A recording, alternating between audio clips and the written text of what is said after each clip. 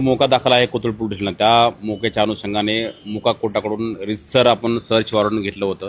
त्याचं घर आणि ऑफिस दोन्ही गोष्टी सर्च करण्यासाठी. ते काल आणि परवा दिवशी आपण ते सर्व विथ पंचायत समक्ष ई साक्समध्ये सर्व ऑफिस आणि त्याचं घर जे आहे ते सर्च केलं आहे. त्या सर्चमध्ये काही आपल्याला डॉक्युमेंट्स मिळालेले आहेत. 43 डॉक्युमेंट्स आहेत. पासपोर्टच्या संदर्भातले जे काय आधार कार्ड असेल किंवा डेबिट कार्ड आहे ते सुद्धा आपल्याला मिळाले. काही कॅश आहे, काही ज्वेलरी आहे. त्याचबरोबर त्या ठिकाणी आपल्याला काही कार्ट्रिजेस आणि लाईव्ह राऊंडसुद्धा ॲम्युनिशन मिळून आले. त्या संदर्भामध्ये एक वेगळा गुन्हा कोथरूड पोलीस स्टेशनला दाखल केलेला आहे.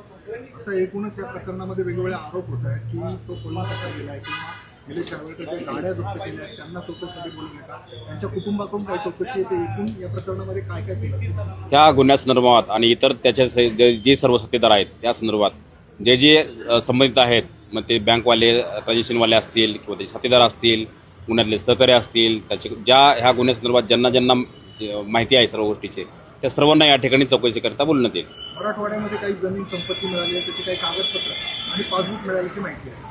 हे सर्व डॉक्युमेंट्स आपण सीज केलेले आहेत. त्याची स्क्रुटनी सध्या सुरू आहे. ते स्क्रुटनी झाल्यानंतर ते डॉक्युमेंट कुठलं आहे, रजिस्टर कुठं झालं आहे, देणारा घेणारा कोण आहे किंवा याच्यामध्ये काय प्लॉट आहे, कुठला होता, ह्या सर्व गोष्टीची चौकशी सध्या पोलिसाची स्क्रुटनी करत आहेत.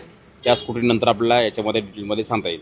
पुणे महानगरपालिकेकडे आपण संपत्तीच्या बाबतीत काही माहिती घेतली आहे का, आणि त्यांच्या संपत्तीच्या बाबतीत सीलचे काही पुढे आपल्याकडे कॉर्पोरेशन असेल, IGR असेल, RTO असेल, सर्व डिपार्टमेंटकडून आपण माहिती नेहमीच घेतो. प्रत्येक गुन्ह्यामध्ये घेतो. ह्या सुद्धा गुन्ह्यात घेतलेल्या आहे. आणि या संदर्भामध्ये जर त्यांनी आपल्याला मदत मागितली कॉर्पोरेशननी